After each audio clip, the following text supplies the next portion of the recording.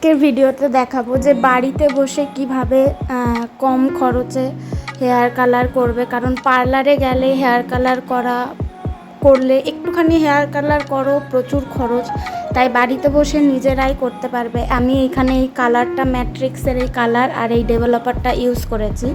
এই দুটো আমার টোটাল মিলিয়ে 550 টাকা লেগেছে, কিন্তু আমার 1-1.5 বছর হয়ে গেছে প্রায়, এখনও চলছে এটা। আমি একটা বাটির মধ্যে কালার, যেহেতু আমি শুধু আমার চুল সাদা হয়েছে অল্প, তাই আমি একটুখানি কালার করব, রুট টাচ করব, তাই জন্য বেশি করব না, ওই জন্য অল্প একটু কালার নেব আর ডেভেলপার নেব। ডেভেলপারটা কালারের থেকে একটু না, ডেভেলপার বেশি নেবে না, কারণ ডেভেলপার বেশি হলে কালারটা ভালো হয় না, তাই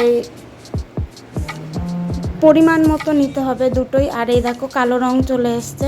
এবার আমার যেহেতু গোড়াগুলো সাদা হয়েছে, ওই জন্য আমি শুধু গোড়াতেই একটু লাগাবো, পুরো চুলে লাগাবো না,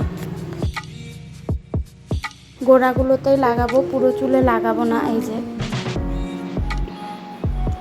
গোড়াগুলোতে অল্প অল্প করে নিই।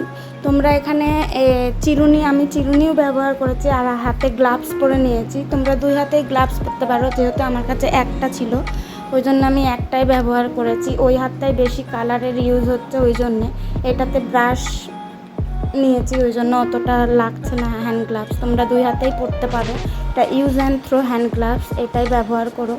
আর যখন কালার লাগাবে চিরুনি দিয়ে একটু আঁচড়ে নেবে, তাহলে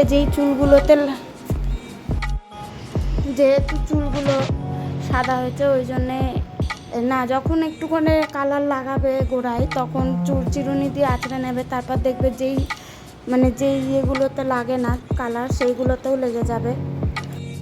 পুরো কালার, গোড়াটা কালার করেছি। আর আমার এই টিকটির দিকে বেশি সাদা থাকে, ওই জন্য ওখানটায় বেশি পরিমাণ দিয়েছি। দিয়ে পুরো চুলে লাগিয়ে ভালো করে আঁচড়ে চিরুনি দিয়ে ক্লিপ দিয়ে আটকে আধা ঘন্টা 40 মিনিট রেখে দেবে, দেখবে পুরো চুল কালো হয়ে যাবে। রাখার পর শ্যাম্পু করেছি ভালো করে। তোমরা শ্যাম্পু না করলেও ভালো করে ধুয়ে তেল দিয়ে 2 দিন রেখে তারপরেও শ্যাম্পু করতে পারো, ওতে কালার আরও ভালো হয়। থ্যাংক ইউ ভিডিওটা দেখার জন্য।